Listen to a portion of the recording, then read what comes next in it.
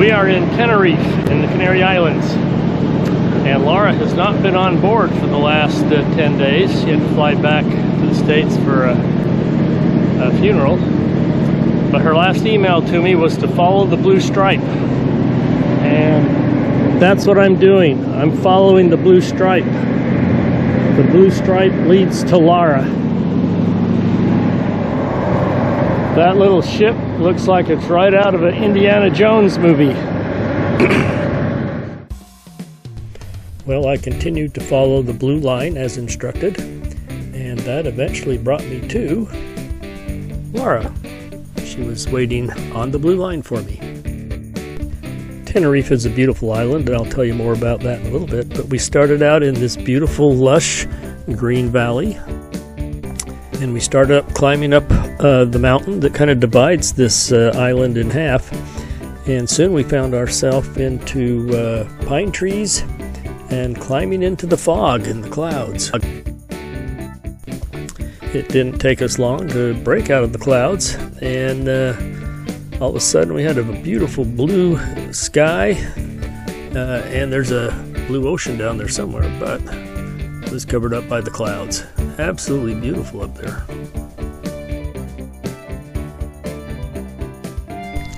Off in the distance is Mount Teide.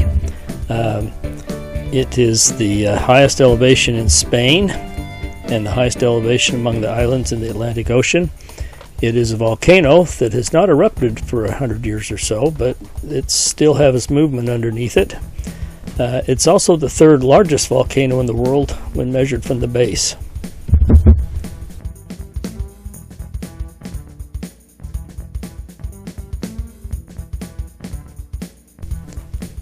Driving along the ridge of the mountains, we stayed in some beautiful pine forests, and we're still looking down on the clouds, and it's just a very, very beautiful scenery that's up there.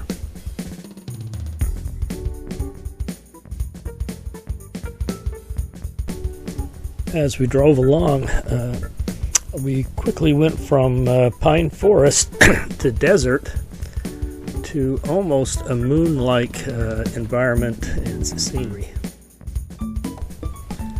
This moon-like landscape was used in the movie 1 Million BC that starred Raquel Welch.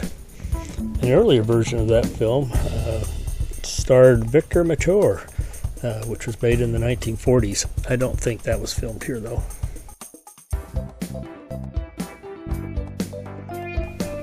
This desert landscape was starting to remind me of home in the southwest desert of Utah and Nevada.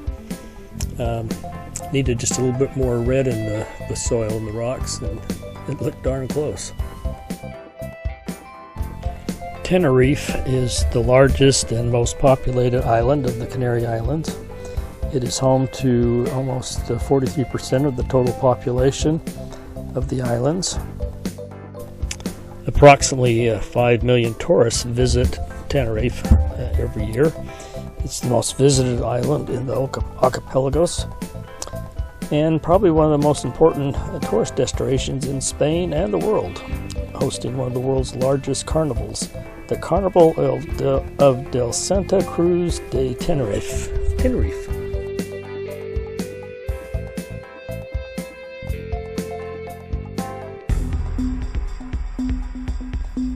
As we started descending from the mountains, the clouds began to get closer and closer to us. Soon we found ourselves back in the pine trees and back into the clouds as we continued to descend.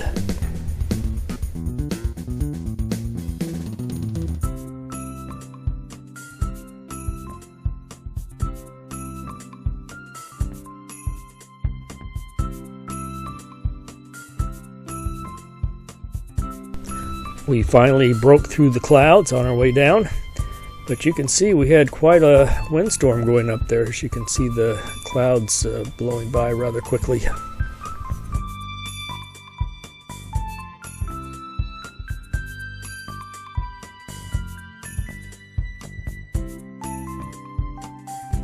you can see that the further down the mountain we went, the better the weather got.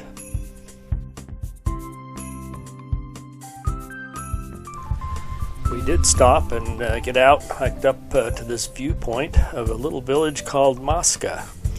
And Masca was kind of isolated from the rest of the island for many years. And as you get up here, we'll be able to look over the side and you'll see the village, but you'll also see the very windy road that you have to travel down.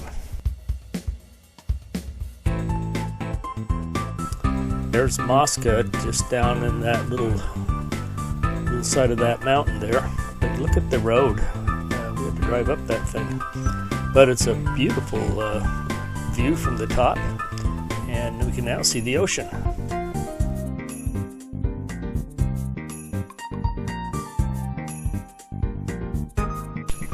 As I mentioned, coming down the hill was the mountain was a very windy road.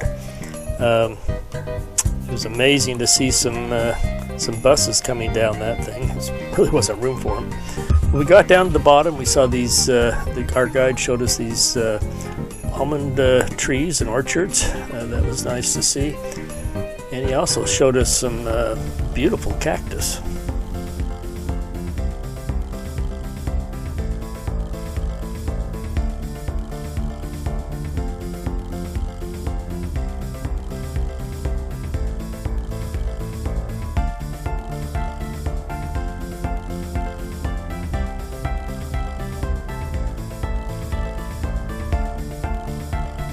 We stopped in a quaint little village called Gara, Chico, where we decided it was time to eat. And so we drove around till we found this neat little restaurant.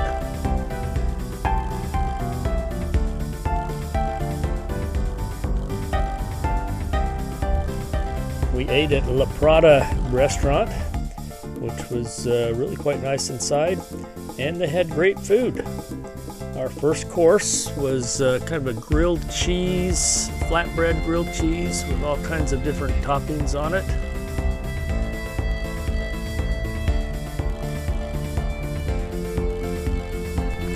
Our next course was some goat soup or stew, and then we finished it off with a cod dish.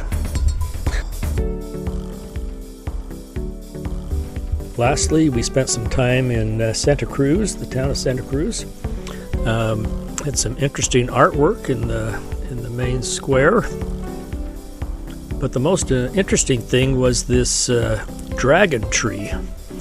And it's called a dragon tree because if you cut into it, the sap that comes out is red like blood. This tree is estimated to be 700 to 800 years old. And we visited the local cathedral.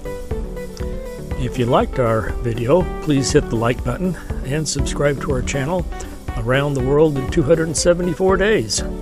Thanks for watching.